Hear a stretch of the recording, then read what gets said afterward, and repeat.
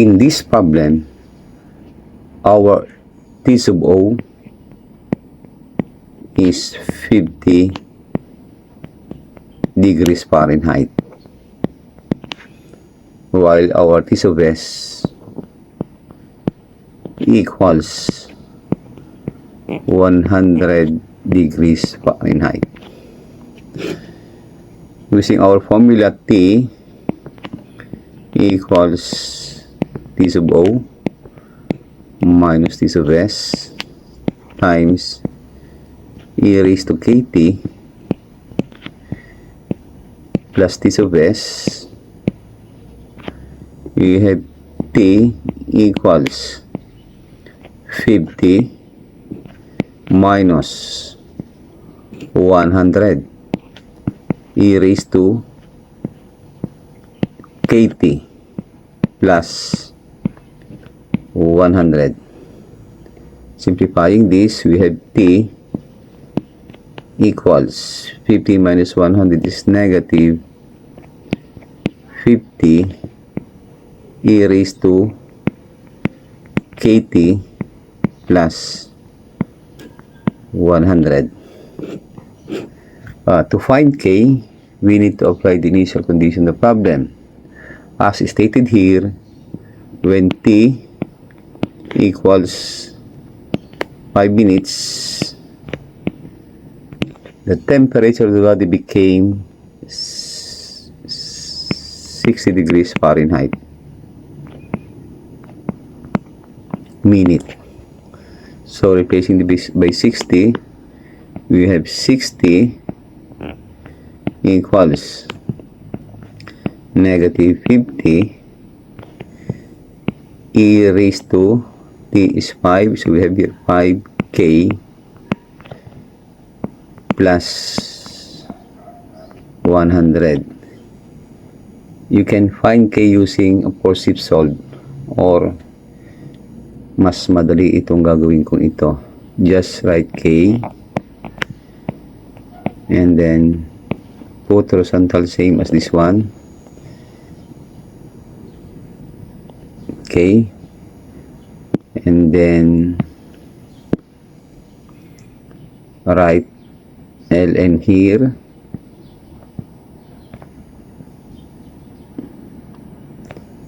subtract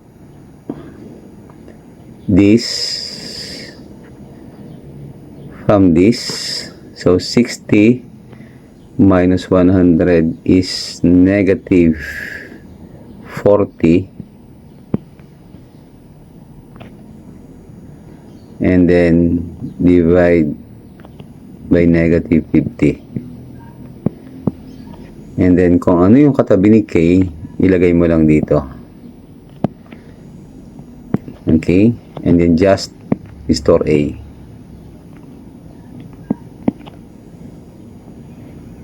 We store to A. Now, our equation will become T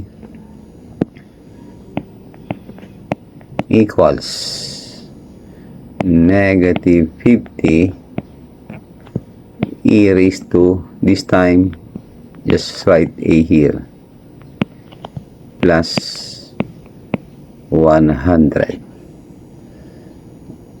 Okay, now for letter A, we are asked to find the temperature.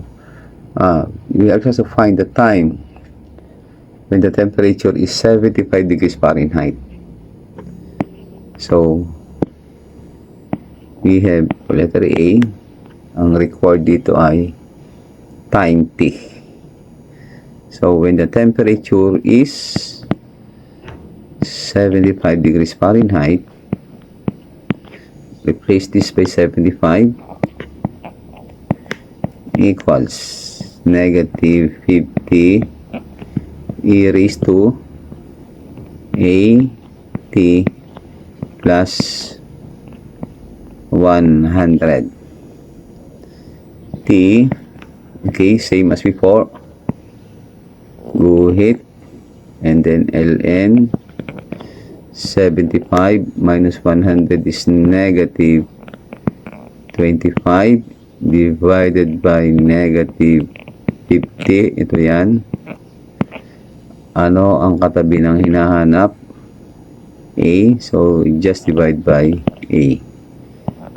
T equals approximately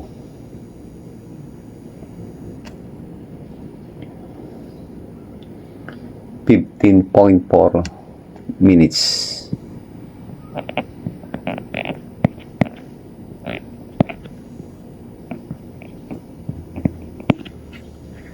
Okay. Now, for letter B, we're asked to find the temperature of the body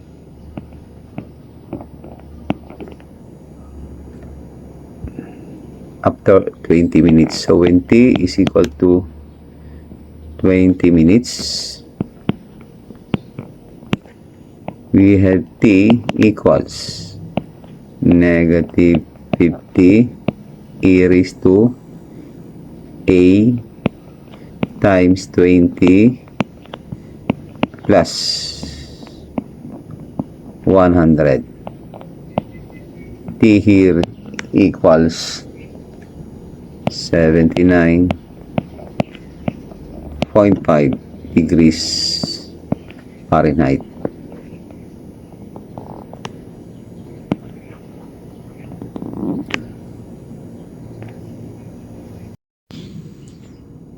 An expression for the mass of material that remains at any time t in this problem is given by this formula. P equals P sub O e raised to KT. Here, the initial mass of the material is 50 milligrams. So replace this by 50. So P will become 50 e raised to KT. To find K, we need to apply the condition in the problem. As stated here, when T equals 2 hours, ano ang nangyari sa original mass? 10% of the original mass has decayed. So, ano ang matitira kung nawala ay 10%? 90% na lang. 90% of 50 is of course 45. So replace this by 45. We have 45 equals 50 e raised to 2k. You will get k here. K equals ln of 45 over 50 divided by 2. Here, our K equals negative 0.053. Pwede nyo itong i-store sa A. Okay? So, for letter A, required, we have P equals 50 e raised to negative 0.053 T. Okay? Now, for letter B, okay, what is the mass of the material after 4 hours? So, when T equals 4 hours, just replace this by 4, you get P equals 50 e raised to negative 0.053, or pwedeng gamitin nyo yung ating naka-store sa A. So, A times 4 para mabilis. This is 40 0.5 milligrams. And for letter C, ano bang hinahanap sa letter C? Time at which the material has decayed to 1/2 of its mass. So, ang mawala ay kalahati, ang matitira ay kalahati. So, kailan daw mangyayari yon? So, when P equals half of 50 is, of course, is 25. So, we have 25 equals 50 e raised to A. Again, naka-store siya sa A times T. And T here equals 13 hours.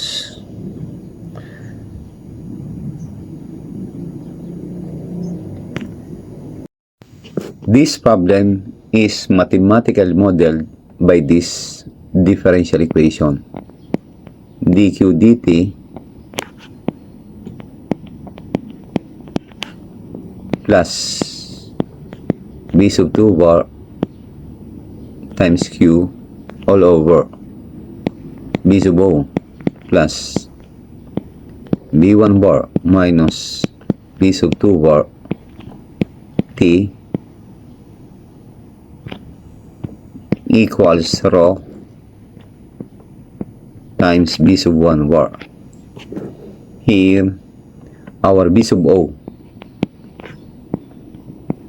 initial volume of solution inside the tank is 100 gallons. While b sub 1 bar is same as b sub 2 bar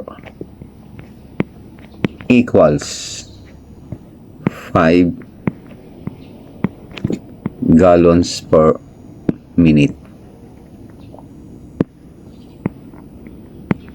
Our rho, since ang pumapasok sa ating tangke ay fresh water, our rho is equal to 0. Okay, using these values, this equation will become dq dt plus 5q over, since these two are the same, 0 na itong term na ito, you just copy 100 here. 0 times 5 is, of course, 0. So here, this can be written as D plus 5 over 100 is 0.05 times Q equals 0. The solution of this differential equation is Q equals C e raised to negative 0.05 times T. Getting C, apply the initial condition of the problem. When T is equal to 0, a tank initially holds 20 pounds of salt. So meaning Q is equal to 20. Replacing this by 20, we have 20 equals C e to the 0. Therefore, C equals 20. Replaced by 20, we'll get Q equals 20 e raised to negative 0.05 T. And this is now our final answer. Amount of salt in the tank as a function of time. In this problem, our B sub O equals 100 gallons. B1 bar is the same as B sub 2 bar, which is equal to 3 gallons per minute. Our rho equals, as stated here, at T is 0, another brine solution containing 1 pound of salt per gallon. So meaning rho is 1 pound per gallon. And using our differential equation, we have dq dt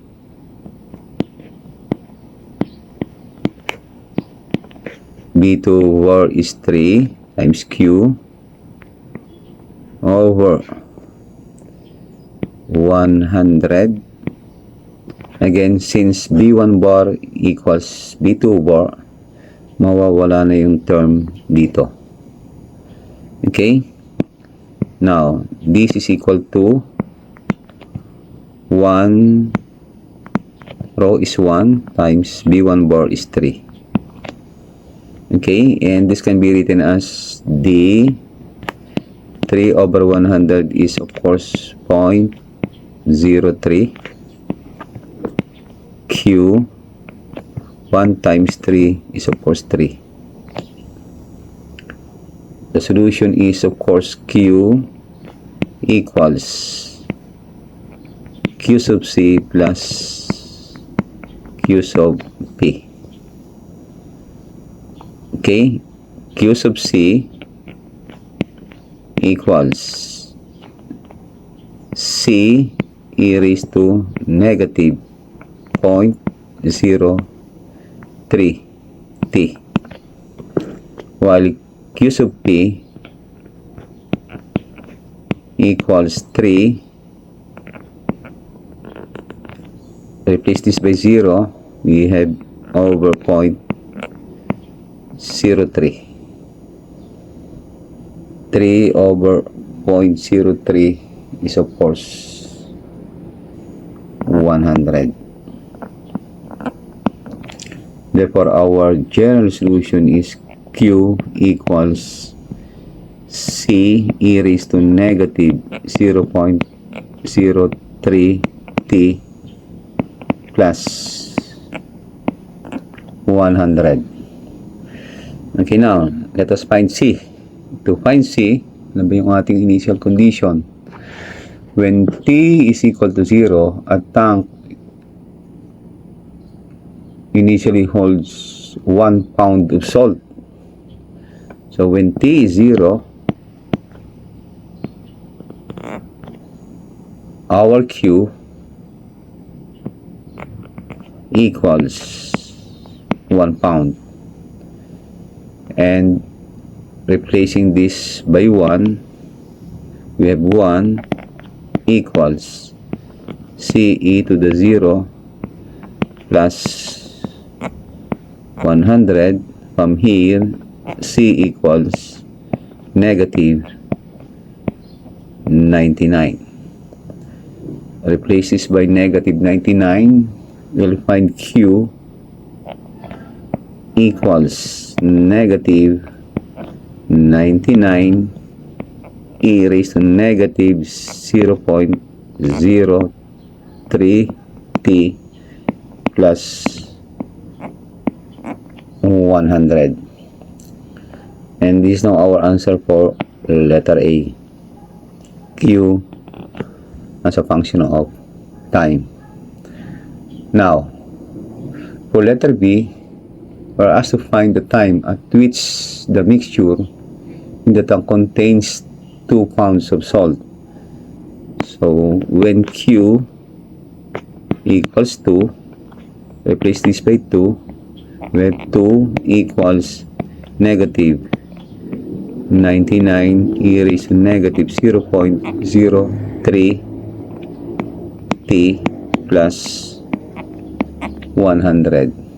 Here, we'll find T equals 0.338 minutes. Here, our B sub O equals 10 gallons. B1 bar equals 4 gallons per minute. While B sub 2 equals 2 gallons per minute. Mabilis ang napasok kaysa nalabas, aawas. Our row is, as stated here, at T is 0, a brine solution containing 1 pound of salt per gallon is of course 1 pound per gallon. Using our equation, we have dq dt plus 2q over, we have 10 plus 4 minus 2 is 2. T equals rho 1 times B1 bar. B1 bar is 4. 1 times 4 is 4. We can cancel this. We have dq dt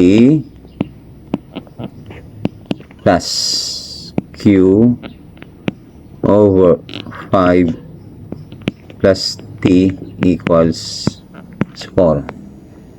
Using solution of linear first order, we have q e to the integral of p of t dt equals q of t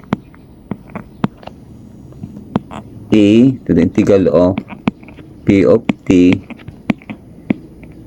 dt plus c.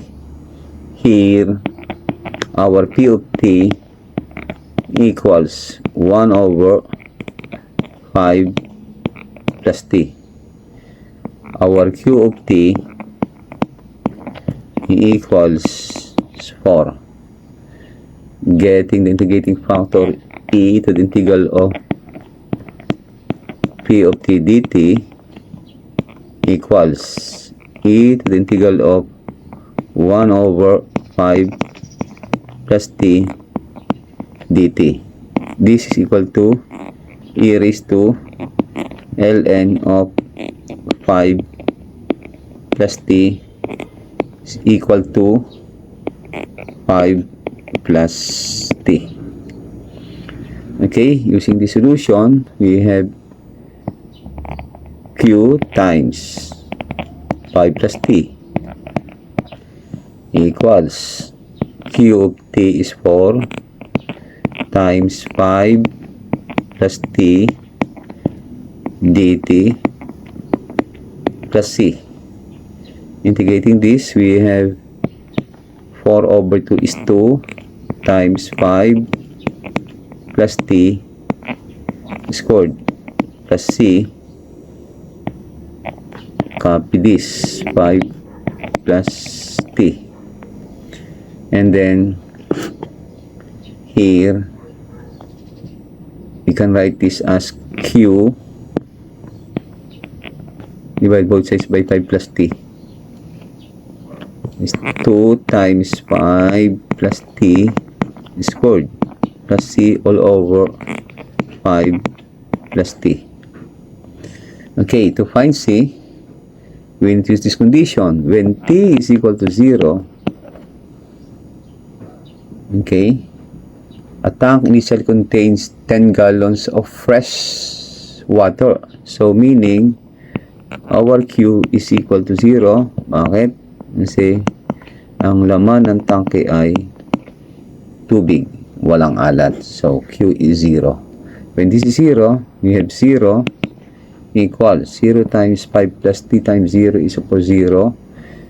2 times 5 squared plus c. And therefore, c equals negative 50. Replaced by negative 50, we have q equals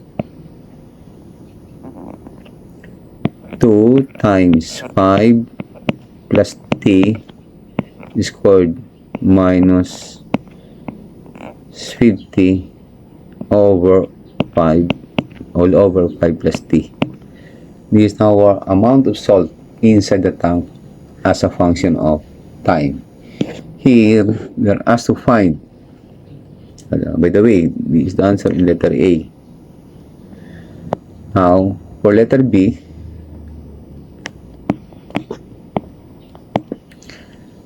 okay, ang hinahanap sa letter B is amount of salt in the tank at the moment of overflow. So meaning we need to get the time at the moment of overflow. So in our equation, dq dt plus b2 bar times q over b sub o plus b1 bar minus b2 bar times t equals rho b1 bar. Yung denominator ng ating second term is the volume inside the tank at any time t. So dito natin makukuha yung ating time na kung saan aawas yung tangke. Okay, so here yung ating volume ng tangke ay 50, tapos yung ating B sub O is 10 plus we have 4 minus 2 times t. T here equals 50 minus 10 is 40, divided by 2 is 20. When t is 20, all you have to do is just calc this or replace t by 20. Magiging x yan sa calculator. You'll find q equals 48 pounds. And this is now our answer in letter B.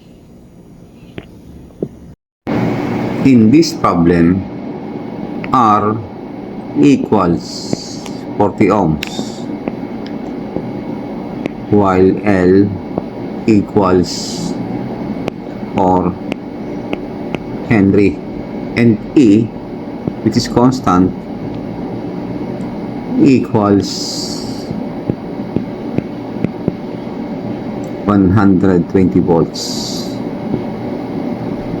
We are asked to find transient current I and voltage across the resistor and inductor when t is 0.00125 second. So we know that transient current I here is equal to E over R times 1 minus E raised to negative R over LT. We know that our E is 120, so 120 over R, which is 40, times 1 minus E raised to negative 40 over 40. For I, in terms of time, is 120 over 40 is 3, times 1 minus E, negative 40 over 4 is 10, so negative 10t. When t equals 0.00125 second, our I equals 3 times 1 minus E raised to negative 10 times 0.00125. Our I equals 0.0373 amperes. Now, for voltage across the resistor, you can use this formula. ER equals I when t is 0.00125 times R. So here I is 0.0373 times 120, and the answer is 1.4907 volts. Okay, for voltage across the inductor E sub L, we have E sub L equals E times E raised to negative R over L T.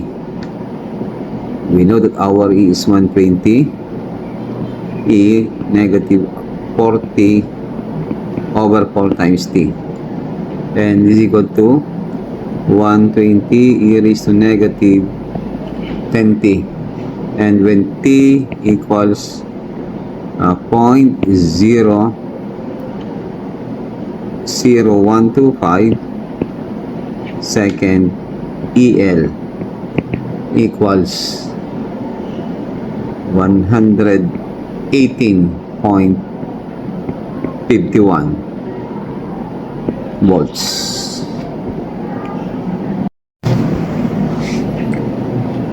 In this problem, our R equals 50 ohms,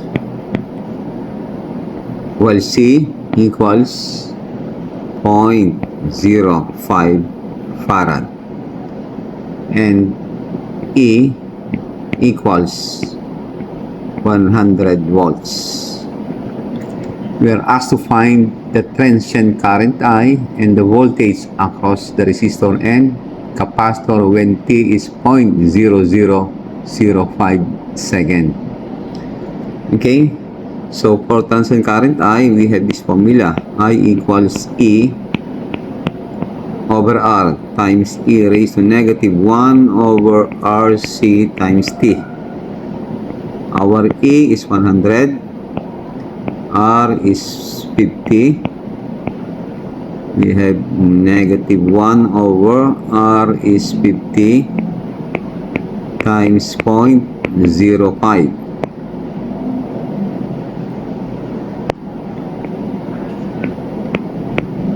T. I is 100 over 50 is 2. Negative 1 over 50 times 0.05 is negative 0.40.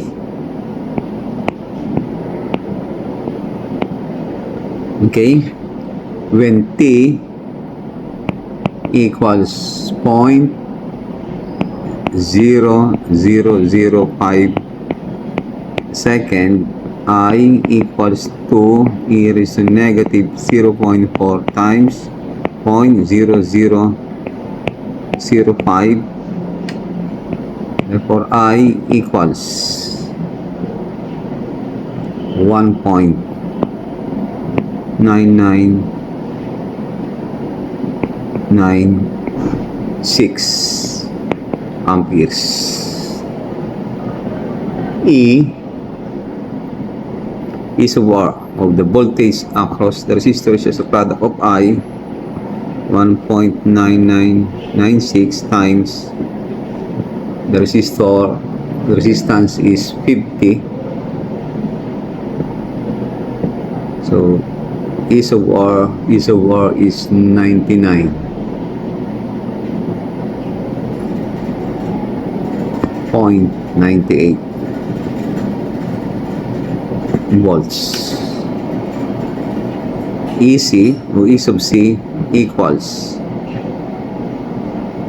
100 minus 99.98. This is equal to 0.02 volts or volt.